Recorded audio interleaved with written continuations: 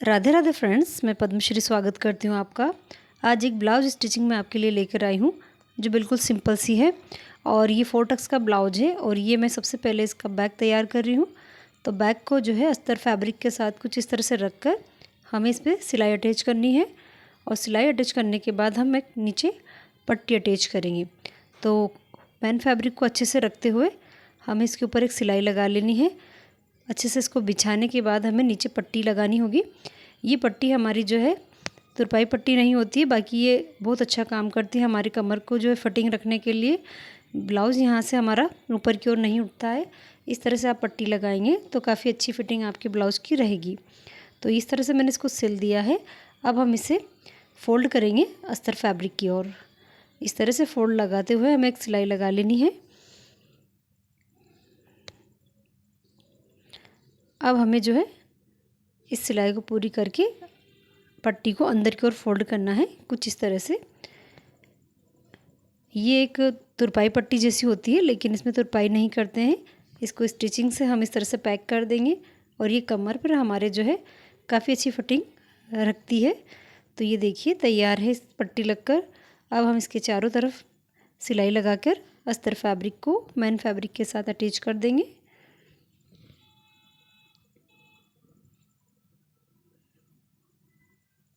सबसे पहले हम गला कवर करेंगे। आप चाहे तो गले को अंडरग्राउंड सिलाई करके भी तैयार कर सकते हैं, लेकिन मैं यहाँ पाइपिंग दूंगी इसलिए मैंने यहाँ पे इसको ओपन रखा है।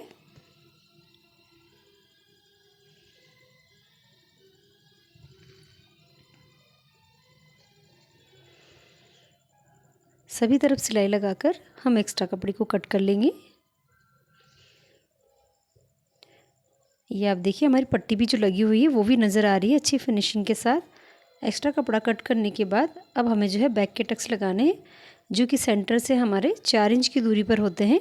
लंबाई में 5 इंच और चौड़ाई में 1 इंच के होते हैं। तो उस हिसाब से आप निशान लगाकर भी इन्हें लगा सकते हैं। तो दोनों साइड के हमारे टक्स लग चुके हैं। तो हमारा बैक वाला पार्ट जो है कंप्लीट है। अब हम फ्रंट तैयार करेंगे, तो इसको अलग रख देते हैं। अब मैंने बेल्ट लिया है सबसे पहले। तो बेल्ट को जो है मैं पट्टी नहीं लगा रही हूँ, मैं इसमें इस तरह से स्टिचिंग लगाकर इसको पलट दूँगी। आप चाहें तो जिस तरह से बैक पर पट्टी लगाई है उस तरह से आप यहाँ फ्रंट पर बेल्ट पर भी लगा सकते हैं। मैंने दोनों तरह से आपको बताया इस वीडियो में। तो एज़ यू विश, आप जिस तरह से लगाना चाहें वो आप प्रोसेस फॉलो कर सकते हैं। अब हम इसे इस तरह से फोल्ड करके ऊपर की ओर सिलाई लगा लेंगे।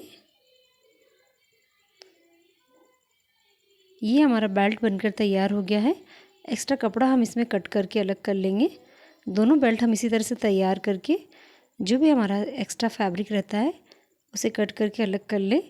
एक्स्ट्रा फैब्रिक जो है हमारा मैन फैब्रिक पर रहता है। अस्तर फैब्रिक को हम जो है प्रॉपर कट करते हैं मेजरमेंट के साथ। अब हम यहाँ 4 टक्स लगाने के लिए सबसे पहले दोनों पार्ट आपस में जुड़े हैं उनको अलग करके चारों टक्स के यहाँ हम कट डाल देंगे, ताकि दोनों तरफ हमें डायरेक्शन मिल जाए कि हमें टक्स किस डायरेक्शन में लगाने हैं। अब हम मैन फैब्रिक को अस्तर फैब्रिक के ऊपर इस तरह से रखेंगे और चारों तरफ हमें जो है सिलाई लगानी है।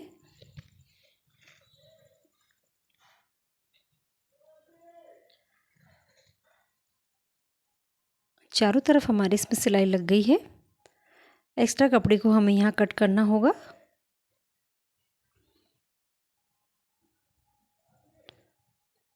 सभी तरफ से मैंने थोड़ा थोड़ा सा एक्स्ट्रा कपड़ा को छांट लिया है। अब हम इसमें टक्स लगाएंगे। तो सबसे मेन टक्स हमारा जो रहता है नीचे वाला, ये हमारा लगभग 1.5 इंच की चौड़ाई का होता है और कुछ इस तरह से इसमें उभार अच्छे से आता है।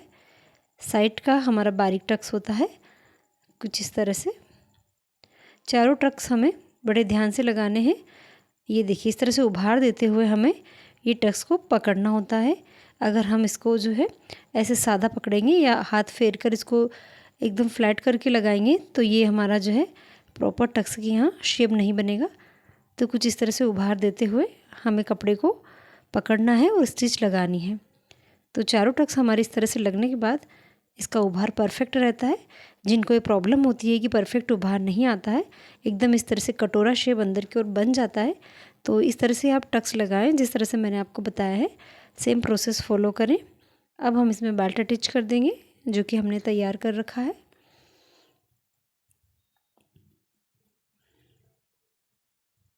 बेल्ट भी हमारा इसमें लग के तैयार है। ये आप देखिए फ्रंट पार्ट का हमारा जो है ये बन चुका है, एक हिस्सा। दूसरा हम इस तरह से बना लेंगे। ये देखो प्रॉपर शेप के साथ ये बनकर तैयार हुआ है। जो टक्स लगाने की प्रोसेस मैंने आपको बताई है, आप उसको फॉलो करेंगे तो आप परफेक्ट टक्स लगा पाएंगे और आपके चेस्ट का उभार परफेक्ट बना हुआ रहेगा।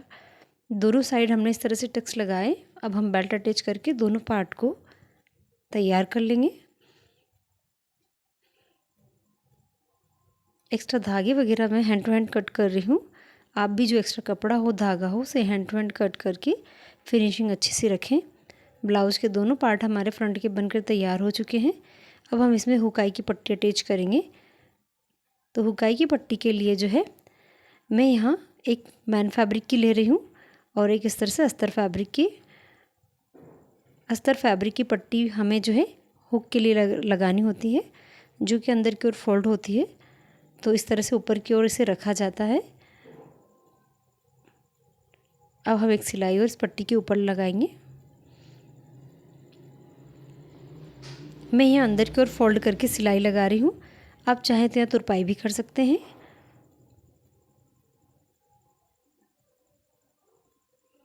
तो हमारी हुक पट्टी बनकर तैयार है। अगर आप इसे तुरपाई के साथ बनाएं तो ये और भी अच्छी फिनिशिंग से बनेगी। अब हमें आई पट्टी जो है इस तरह से नीचे की ओर शुरू करना है, उल्टे पार्ट पर रखकर। अब हम इसे सीधा करेंगे और ऊपर की ओर इसे फोल्ड करेंगे। ये हमारी एक्स्ट्रा पट्टी होती है जिस पर हम आई बनाते हैं। आप यहाँ मशीन की आई भी बना सकते हैं। कुछ ट्रायंगल शेप में हमें यहाँ से हल्का सा छोड़ना होता है। मशीन में एक बॉक्स बनाने होते हैं, उसमें हमारे हुक लगकर तैयार हो जाते हैं। मैंने यहाँ सीधा लगाया हुआ है इसमें स्टिचिंग को, और यहाँ मैं थोड़ा गला इसमें छटाई करूँगी। आप चाहें तो इस तरह से बनने के बाद आपके गले को बड़ा कर सकते हैं या चौड़ाई में बढ़ा सकते हैं। तो दोनों को मैं इस तरह से नापते हुए हल्का सा गले को एक्स्ट्रा शेप दे रही हूँ। तो ये हमारा प्रॉपर फ्रंट पार्ट रेडी हो चुका है और ये हमारा बैक है। अब हम इन दोनों को अटैच करेंगे शोल्डर के यहाँ से। तो इस तरह से रखते हुए हमें शोल्डर को हल्का सा डाउन लेते हुए स्टिचिंग लगानी है। दोनों तरफ हमें इस तरह से शोल्डर अटैच करने के बाद स्लीव लगानी होती है। तो स्लीव के लिए हमें यहाँ पे भी साइड पोर्शन चेक करना होता है। अगर कोई पार्ट बड़ा छोटा हो तो उसे कट करके अलग कर लें और पूरे में अच्छे से फिनिशिंग देके शेप बना लें। उसके बाद हम स्लीव लगाएंगे। तो स्लीव हमारी जो है 3/4 इंच की थी, तो एल्बो से नीचे तक की साइज़ की ये स्लीव हमारी रहने वाली है। इसके आगे वाले पार्ट को हम फोल्ड कर लेंगे, बॉर्डर को। आप चाहें तो यहाँ लेस भी अटैच कर सकते हैं। तो ये स्लीव में भी दोनों पार्ट हम अच्छे से चेक कर लेंगे। अगर कोई बड़ा छोटा हो तो उसे छटाई करके अलग कर लें। अब ये जो छटाई हमने आगे की तरफ की थी, इसको आगे की तरफ रखना है हमें, 4 टक्स की तरफ। ये आप देखिए, हमें सेंटर में कट देके उसको इस तरह से मिलाना है शोल्डर सिलाई से, और उंगलियों की सहायता से इस तरह से हमें कपड़ा नाप लेना है और स्लीव को लगाना है। अगर हमारे स्लीव का कपड़ा छोटा है तो आप उस हिसाब से एडजस्ट कर लें, और अगर बड़ा हो तो भी। तो मैं इसे घुमाते हुए स्लीव अटैच कर रही हूँ। दोनों स्लीव हमें इसी तरह से लगानी होती है। तो एक हमारी लगकर तैयार है। ये देखिए, सीधा करने के बाद मैं इसकी प्रॉपर कंडीशन आपको बता देती हूँ। फिर से हमें जो है दोनों पार्ट को अच्छे से चेक करना है। कोई बड़ा छोटा हो तो उसकी कटिंग करनी होती है, और अगर बराबर हो तो हमें स्लीव लगा लेनी है। तो ये दोनों साइड की स्लीव लग चुकी है। अब हम यहाँ पकड़कर इसमें फिटिंग लगाएंगे। फिटिंग लगाने के लिए हमें हमारा कमर साइज़ देखना होता है, उसके साथ ही हमें चेस्ट साइज़ भी देखना होता है यहाँ पर। तो चेस्ट साइज़ के लिए हमें जो है चेस्ट की चौथाई लेनी होती है यहाँ से। तो इसको अच्छे से चेक कर ले और सिलाई लगा ले। इसका चेस्ट साइज़ जो है मेरा 32 इंच का है, तो ये 8.5 इंच है। तो इसमें हल्की सिलाई और लगा के मैं इसको 8 इंच करूँगी, क्योंकि 32 की चौथाई 8 इंच होती है, और उस हिसाब से मैं इसमें फ़िटिंग लगा लूँगी। तो पूरी फ़िटिंग हमारी इस तरह से हमें लगानी है। और ये ब्लाउज़ हमारा बन गया है। सिर्फ इसमें अब हमें पाइपिंग देना है। तो पाइपिंग के लिए मैंने जो है ओरेब की पट्टियाँ कट करके इस तरह से जॉइंट कर ली है। अब मैं यहाँ एक मुँह फोल्ड करते हुए इसको अटैच करूँगी। हमें पाइपिंग को हल्का सा खिंचाव रखते हुए चलाना है और नीचे वाले कपड़े को हल्का सा ढीला देना है। जहाँ हमारा गोलाई वाला पार्ट होता है वहाँ हमें हाथ को अच्छे से गोल गोल घुमाते हुए कपड़े को चलाना होता है, और ये पाइपिंग हमारी अच्छे से लगकर सेट हो जाती है।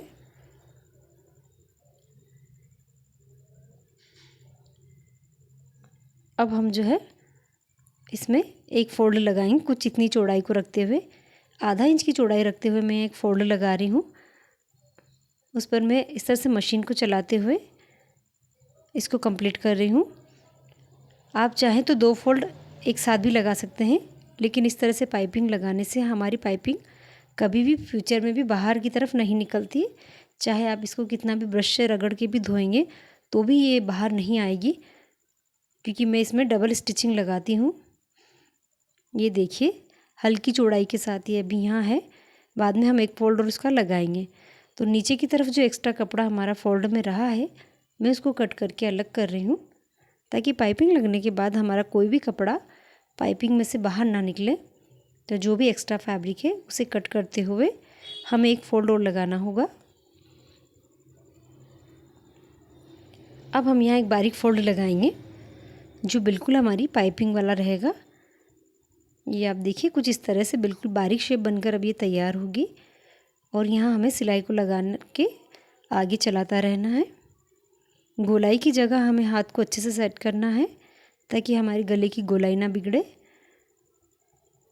और ये अंदर की ओर भी अच्छी फिनिशिंग के साथ लगकर तैयार होगी। ये आप देखिए अंदर भी बड़ी फिनिशिंग है और गोलाई भी हमारी अच्छे से बनी हुई है। पूरे गले पर मैं इसी तरह से इसको चलाते हुए, और जहाँ हमारी गोलाई वाला शेप आएगा वहाँ हमें हाथ को भी अच्छे से घुमाता आना है। इस तरह से पाइपिंग हमारी बड़ी अच्छी सी लगकर ये तैयार होगी। ये आप देखना ये अंदर की ओर भी अच्छी फिनिशिंग इसमें बनी हुई है, और बाहर भी ये गोलाई अच्छी सी बनी हुई है। ये देखिए इसी तरह से हमें पाइपिंग को पूरा करते हुए ब्लाउज को फाइनल लुकिंग देनी है। तो ये ब्लाउज हमारा बनकर तैयार हो गया है। 4 टक्स का ये ब्लाउज बड़ा ही सुंदर लग रहा है और बड़ी इजी स्टिचिंग के साथ मैंने इसको कंप्लीट किया है। आई होप आपको ये पसंद आया होगा। हुकाई अभी इसमें आगे लगाना बाकी है।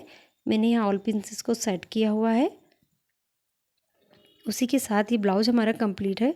स्लीव हमारी एल्बो से नीचे तक की है, और ये ब्लाउज जो है राउंड गले के साथ सिंपल जो है अभी गर्मियों के हिसाब से बना हुआ है।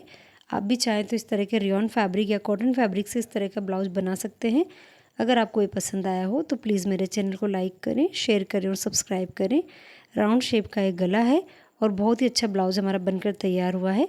अगर आपको पसंद आया हो तो प्लीज़ लाइक करना। अभी तक के लिए राधे राधे।